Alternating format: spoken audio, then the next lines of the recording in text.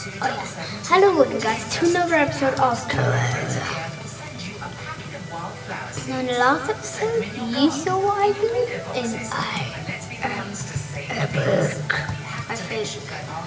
These do so much for us. So let's get Britain's gardens blooming. Please text garden to 82772 to give just £3 and help Friends of the Earth save Britain's hard-working bees. Thank you. Okay, so We think life is about living, not worrying. and ignore the background for like millionth time. Please. I just love this.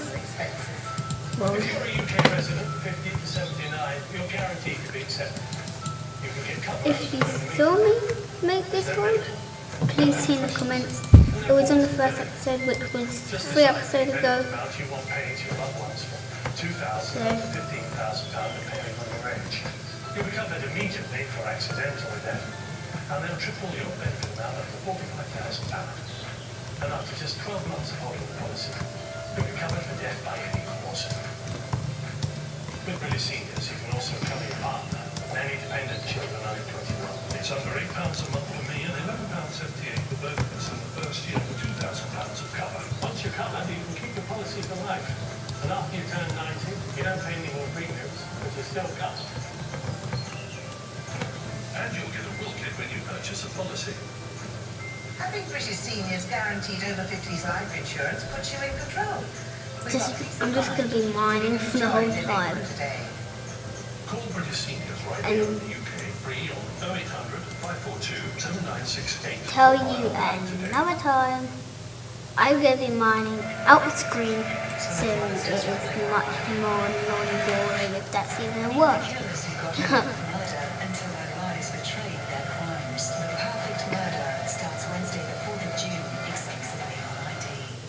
This week at Raise the Jungles of Borneo, That's a bit where hunger starts to take its toll. hungry. To the point of transformation. Marooned with Esther continues Sunday at 9, brand new and exclusive on Discovery.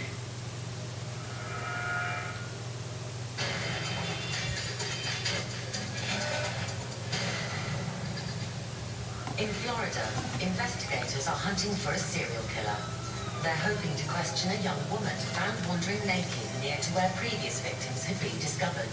When I first got to the hospital, the doctors had told me there, the nurses, that this girl was at death's door. They didn't expect her to make it through the night.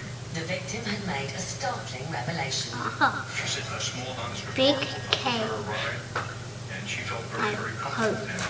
This was That's probably a tiny cave. Investigators had to wait and see. Everything hinged on the woman making it through the night.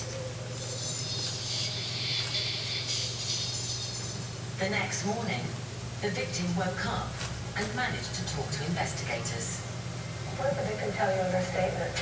She got into the car, and as they were driving, he said he forgot something at his house.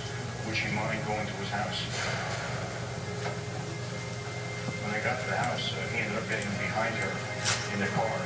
And the next thing she knew, she was choked out and pushed against the dash. She woke up on the kitchen counter, and at that time, he sexually assaulted her. And then, Dr. Stern revealed gruesome details about her frail condition. She was in pretty bad condition. She had abrasions of her neck, her ankles, her wrists, and there was evidence of venipunctures in both antecubital fossa where we typically draw blood. She lost about 45% of her blood volume.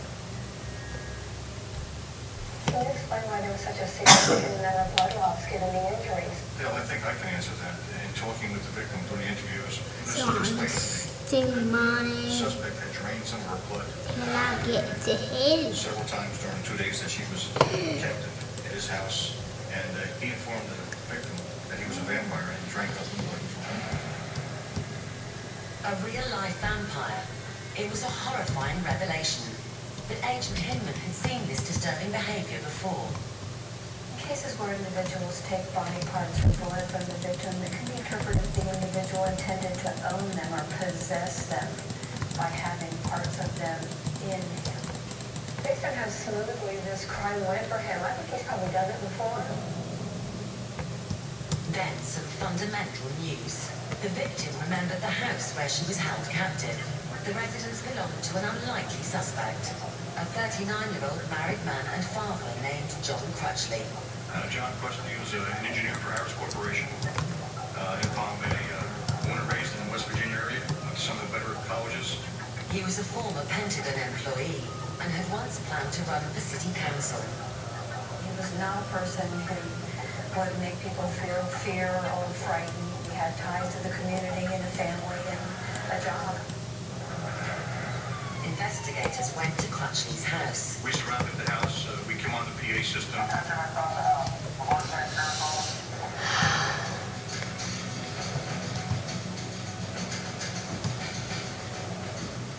He came The dog inside, twat and was he offered to tell us his side of the story. He had told me at that time that it was consensual sex. They discussed it, and she was a willing participant. Crutchley also claimed she allowed him to drain and drink her blood. Lieutenant Lethrow didn't believe Crutchley, but he needed proof to corroborate his suspicions. In the garage, the evidence became apparent.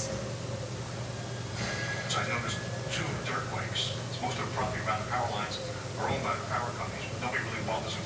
And a lot of our dirt bikers and trail bikers and your four-wheel drive, they all go up and down the power lines. All our bodies, 3 were found off the power lines. Investigators were now convinced. Had his latest victim not escaped, she too would have been Dismember the body. And the Oh my God. a lot easier. Well, that would certainly make sense, because if these cases are all related, that would be the most logical place to contain and then clean up all the evidence. I agree with that, yes. But not everything had been wiped away. Lieutenant Lethrow found something that removed any doubt about John Crutchley. In one of the closets, I found probably 15 to 20 different medallions on chains that ladies would wear. Trophies a serial killer would collect from his victims. Your trophy is a signal of a conquest of a victim, and it's something that we would expect the offender to keep for a long period of time. When Agent Hinman compared John Crutchley to her profile, he was a perfect match. He was smart, he was thorough, and he was somebody who had capabilities of planning. As investigators combed through John Crutchley's home for clues to the alleged vampire attack, they realized that something was missing. What about all the rest of her clothing and her purse? Everything else was gone. Nothing else was found in the house. The clothing was gone, her purse. Well, that certainly sounds fine. If he's gotten rid of all of her clothing and her purse, he didn't expect her to survive and leave. It really says a lot about This is still whether or not this so was a consensual laggy. attack. Investigators Reminding decided to search the John whole Crutchley's trip. office. Or video, whatever They you were want to looking call for it. further evidence relating to his crimes. When we searched his desk, we found an opaque insert to a wallet. And a picture of a victim who later found out was missing. I found 73 305 file cards with all females' names on them. They also found 50 pictures of women in heavy bondage. Many of the names on the cards and the women in the photos were identified as missing persons. Having this collection told us that these were, for him, a memorialization of those events that he really had enjoyed. One look at Crutchley's car, and investigators knew that they'd found the killer. No, give it back. Car, all the... Don't care if I do it now, I need my sword back. A lot of suspects tried to make their cars nondescript, and this was perfect. It was also a perfect trap. And in the car, there was a handle, like a knob to a cigarette lighter. It was jury rigged up to lock the door on the passenger side. There was a wire laying behind the glove box over to that, and so all you had to do was pull on it, and we locked the door that the victim couldn't get out of the car. Just as Agent Hinman predicted, Crutchley had been calculated in his approach. He had a specific way that things were going to happen, and it wasn't negotiable.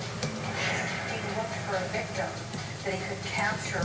This wasn't something that just happened to him, or something that was spur of the moment. This was a person who knew what he wanted to do and went and found the victim. Another. At the sheriff's office, Crutchley began to talk. said she's normally a very shy type, but I excited her, and like, this is what she told me. The whole point of this child, man, like, she's not gonna form her dreams and be on that child's man or whatever. Okay?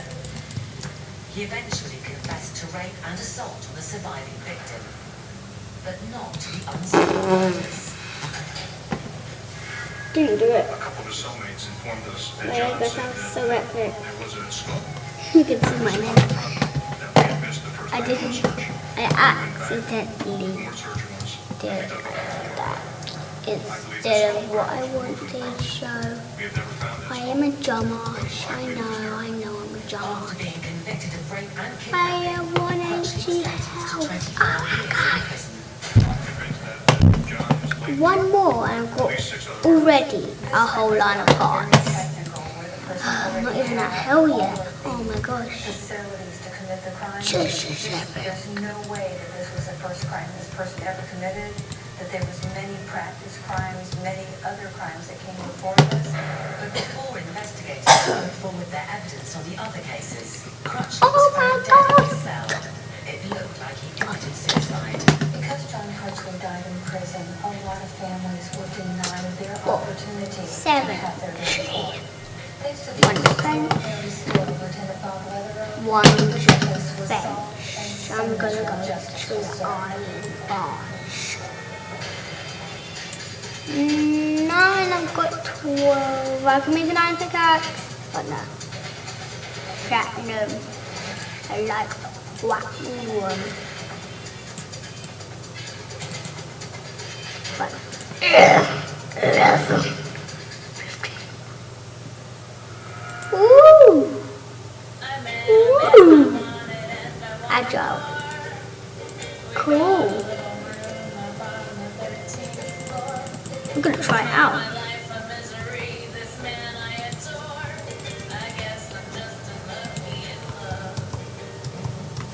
Monday nights are unlucky for love.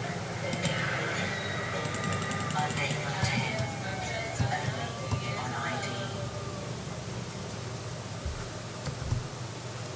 Can you ever have enough puppies?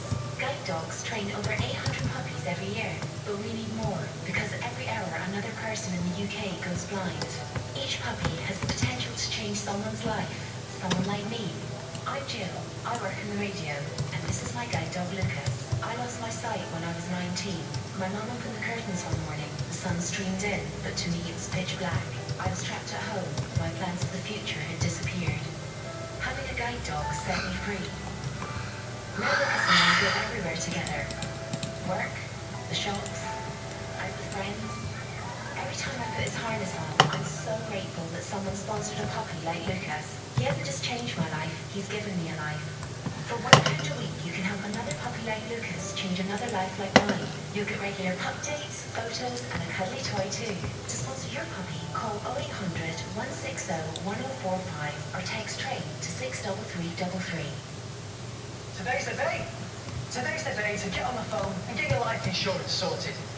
If you have a family that financially depends on you, Okay, but thank you for watching. I will see you in the next episode. Bye.